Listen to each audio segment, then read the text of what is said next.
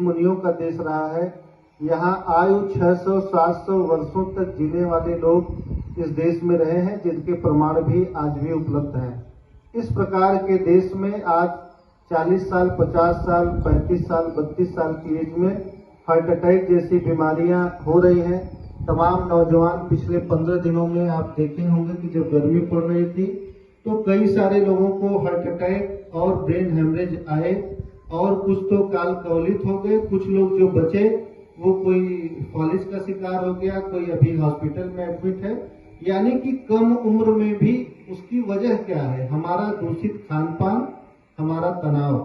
और मैं बार बार कहता हूं कि इसको दूर करने के लिए हमारे आसपास जो जगह है, हम अगर पढ़ाई कर रहे हैं, हम अगर पढ़ाने जा रहे हैं, हम कोई व्यवसाय कर रहे हैं, तो प्रतिदिन 1 घंटे का समय निकालिए, आधे घंटे 40 मिनट व्यायाम करिए और 20 से 30 मिनट अपने घर के आसपास साग सब्जियां और अगर कोई जानवर घर में है तो उसकी देखरेख के लिए समय निकालिए। यह 1 घंटे जो आप अपने लिए निकालते हैं, आपके घर में दवाइयों का बोझ कम हो जाता है, आपके घर में निरोगित लोगों की संख्या बढ़ जाती है, आपके लोगों की औसत आयु बढ़ जाती है। तो इस प्रकार से हम सब ध्यान दे सकते हैं।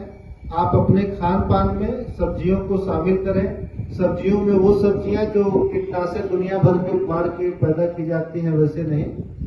कई अभी हमारे गांव के आप संजय जी हैं, हम लोगों के चाचा लगते हैं, आपके दरवाजे पे परमानेंट सब्जियां उगती हैं, परमानेंट फूल पौधे। मतलब आप कुछ करें चाहे ना करें, लेकिन अपने घर पे प्रतिदिन अपनी क्यारियों का ख्याल करते हैं। फूल पौधे, ये नींबू, ये सारे 12 महीने आपके घर होते हैं और बड़ा अच्छा हम लोगों को लगता है। तो इस प्रकार से हम अपने आसपास की क्यारियों में, मान लीजिए आपके घर के पास खेत नहीं है तो आप गमले रख सकते हैं। गमले में डेली यूज की चीजें, आप 2-3 टमाटर के पौधे लगा दीजिए, उनको लताओं की तरह चढ़ा दीजिए। आप धनिया घर में उगा सकते हैं, पुदीना हर घर में हो सकता है। पूरी गर्मी पुदीने की चटनी, आम की चटनी, धनिया होता है उसकी चटनी। जिन लोगों को घुटने और बाकी चीजों में चटक जैसी चीजें पड़ती हैं, तीसी हमारे यहाँ का एक बहुत अच्छा भोज्य पदार्थ में शामिल किया जाता था। तीसी की चटनी और इस प्रकार की चीजों को भी हम सब शामिल करते आए हैं। यानी हमारी जो पुरातन व्यवस्था थी, हम आज स्मार्ट तो बने, लेकिन हमारे वो लोग हमसे ज्यादा चालाक थे, हमसे ज्यादा अनुभवी थे। आप लोगों ने देखा होगा, करीब करीब इसमें लोग ग्रामीण परिवेश के हैं। पूरी गर्मी गुड़ का रस, अगर गन्ना नहीं होता था तो सबके दरवाजे शाम को भूजा लोग खाते थे, लहसुन मिर्चा की चटनी खाते थे और सबके घर गुड़ का रस 1 गिलास पिया जाता था। और भोजन दिन में 1 बार सभी लोग अच्छे ढंग से करते थे। तो इस प्रकार की व्यवस्था थी। बाहरी चीजों का, जिसमें रिफाइंड, मैदा, इन चीजों का प्रयोग बंद करिए। आप एसिडिक चीजें जो अम्लता बढ़ा रही हैं, जैसे चाय का बहुत बेतहाशा प्रयोग, नमकीन का बहुत बेतहाशा प्रयोग, रिफाइंड मैदे का बहुत बेतहाशा प्रयोग, इन चीजों के दुष्प्रभाव आपको तात्कालिक नहीं पता चलते हैं, लेकिन इसकी शरीर की एक लिमिटेशन है। आप कोई अंग अलग से लगवा तो लेंगे, लेकिन उस अंग का वो प्रयोग उस प्रकार नहीं होगा जो हमें नेचर ने दिया है। और ये पूरा एक सिस्टम है, मशीन का एक पूरा सिस्टम है जो हमारे अंदर काम करता है। हमारा जो सर्जन तंत्र है, जो हमारा पाचन तंत्र है, जो हमारा स्वतन तंत्र है, जो जहां जहां तंत्र लगा है, यानी कि ये सारी मशीनें हैं और ये मशीनें काम कर रही हैं, आपका सहयोग प्रदान कर रही है। और इन मशीनों में अगर जरा भी डिफेक्ट या समस्याएं आएंगी तो ये मान के चलिए की दिक्कत हो जाएगी।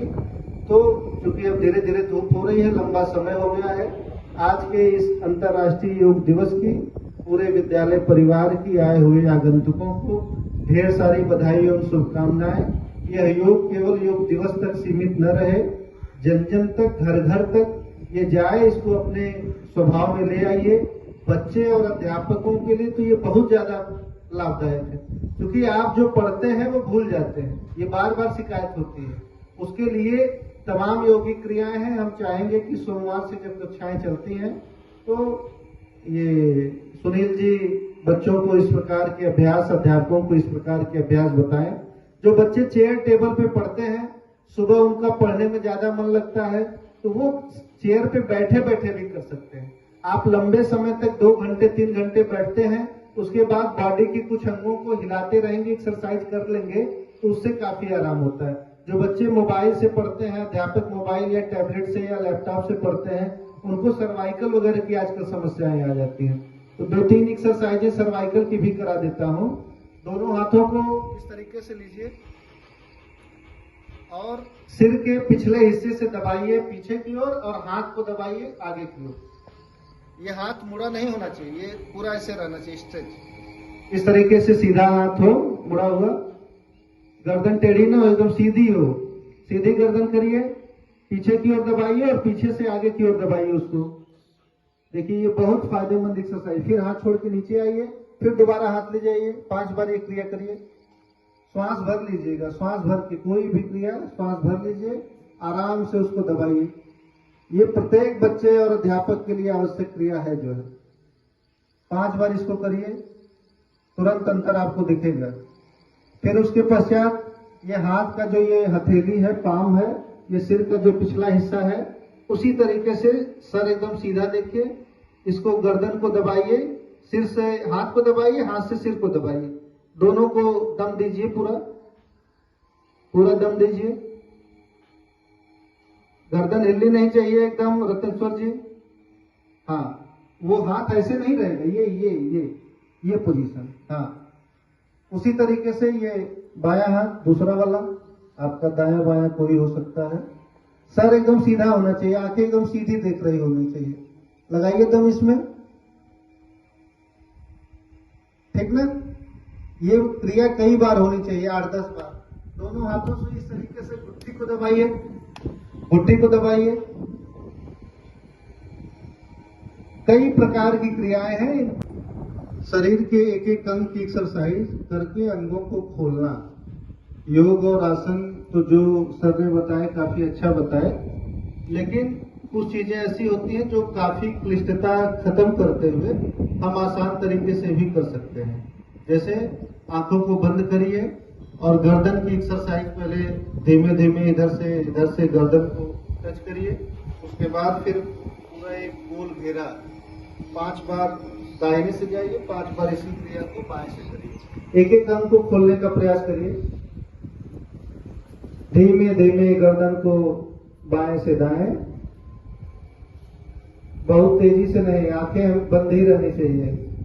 पुनः उसके बाद दाएं से बाएं की ओर 5 बार ले जाएं। शरीर एकदम रिलैक्स होना चाहिए, कोई नस कहीं पे जाम हो या चटकने का कोई प्रयास करे तो उसमें ऐसी कोई दिक्कत ना आए। चलिए, दोनों हाथों को रगड़िए, आंखें अभी मत खोलिए, दोनों हाथों को रगड़िए, थोड़ा सा आंख और चेहरे पर मसाज दीजिए।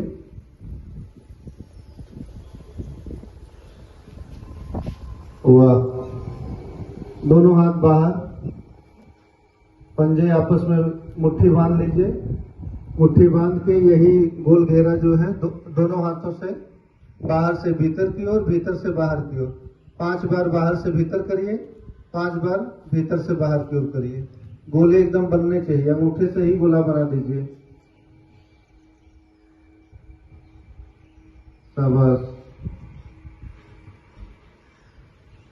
चलिए, दोनों हाथों को बाहर करिए।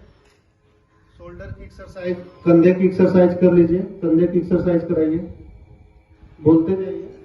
हाँ, कंधे की कई सारी एक्सरसाइजें हैं।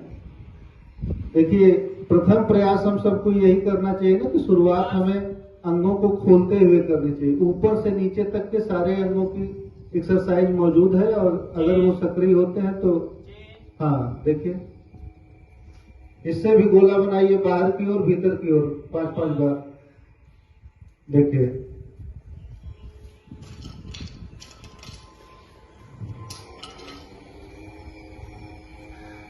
चलिए, पेट और कमर की एक्सरसाइज अब इसके बाद शुरू करिए। पेट के लिए शुरू करिए, बॉडी को स्ट्रेच करिए। इसको नीचे तक भी जा सकते हैं, पूरा ये, हाँ, पूरा नीचे तक ले जाइए, पूरा नीचे तक।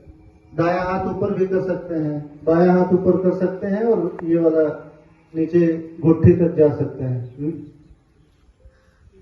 जो जैसे कर सकता है। देखिए, बहुत ज्यादा इसमें शिष्टाचार की जरूरत नहीं। शिष्टाचार इसमें योग और आसनों के दौरान ही होना चाहिए। बाकी आप अपने शरीर के सारे अंगों को एक सामान्य तरीके से जितना बढ़िया ढंग से खोल सकते हैं उतना बढ़िया ये माना जाएगा। जो है जितना आसान तरीके से सभी अंगों को खोलने का